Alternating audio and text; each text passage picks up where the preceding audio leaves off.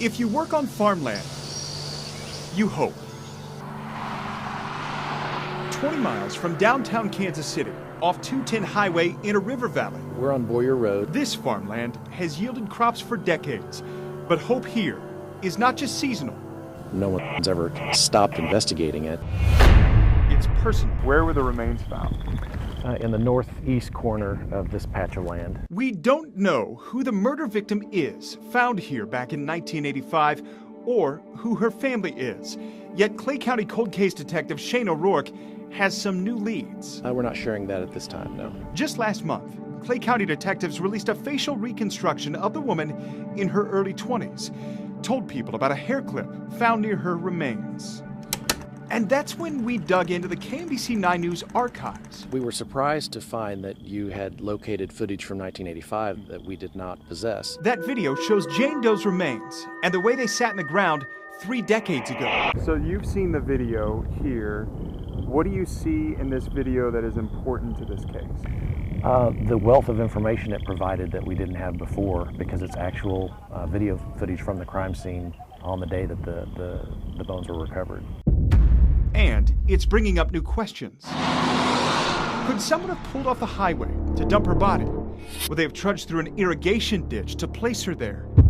Could someone who worked these fields have killed her? Somebody's getting away with murder. Clay County detectives hope the Center for Human Identification in Texas might help too, as they try to match DNA to anyone missing in the FBI's database. The system will continue to process the DA until there's a cold hit. There's a victim out here that she needs closure.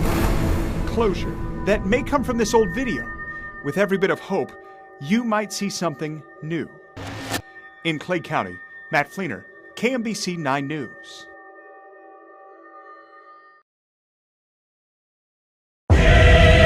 Baseball. A team sport. Using a ball. A wooden bat. A leather glove. The atmosphere electric. Monty to Escobar. Unbelievable! There's a drive. They're sending Dyson home. He will score. What a day for Mike Moustakas. Little tap. Kane to the plate. He is safe. The goal to win.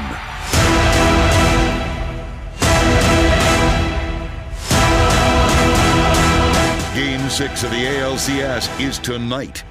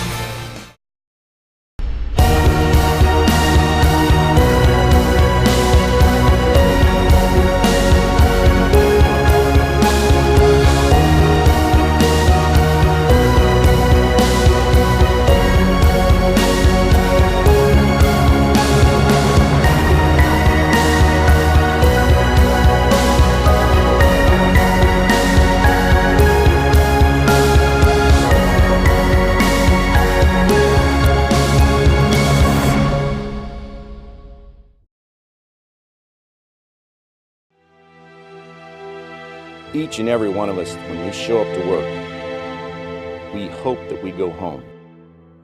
The deceased firefighters are identified as 17-year veteran fire apparatus operator Larry J. Leggio of Truck 2, 13-year veteran firefighter John V. Mesh of Pumper 10. We are all willing to give absolutely everything we have left to save a life. That's every day we show up. That's the life we live. It's not a job, it's a lifestyle.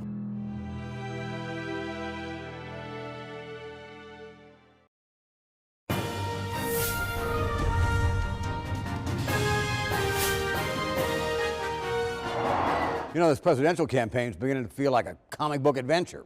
Our tale is a rich one, featuring the fortunate, the fearless, and the fallen. Who will find this magic castle? Can the Crusader Cruz revive his honor? Will Marco of the Glades find himself standing alone before Donald the Trump? Many wizards say they've never heard of such a tale. But alas, our story is not yet half. For the good lady of Clinton finds herself betwixt, burned, if you will, by an unheralded duke from the small shire, drawing youth and rabble unto his legion. No chest of treasure can equal the value of the coin called delegates, the prize this Ides of March campaign presents to them, and to us, as the caucus of Kansas doth approach, preceding the primary of Missouri. And someday, maybe, it'll have an ending. That's my minute. You can't see how frightening it is until you sit here. Behind the wheel of this West Virginia school bus, a boy's life comes within inches of ending. Oh my God! Drivers ignore honks and safety warnings posted on the bus. Awesome. We strapped our GoPros to buses in the Independence School District. At one stop, a driver speeds by as kids are getting on. It's an illegal move. Watch again. The flashers go on, warning the bus is about to stop. The stop arm goes out, but the driver of that red SUV blows by.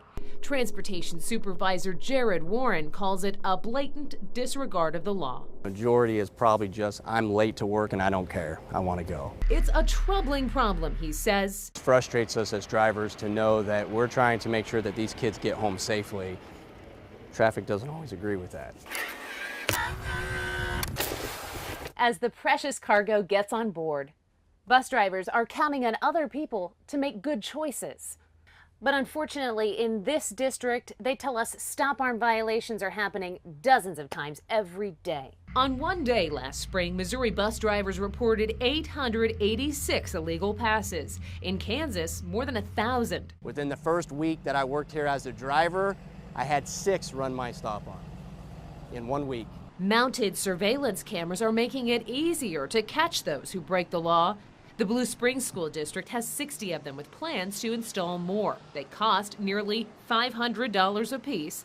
Violators receive warning letters. In some cities, schools are issuing costly tickets. But it only takes videos like this to remember the consequences could be much worse. Oh my God! In Independence, Haley Harrison, KMBC 9 News.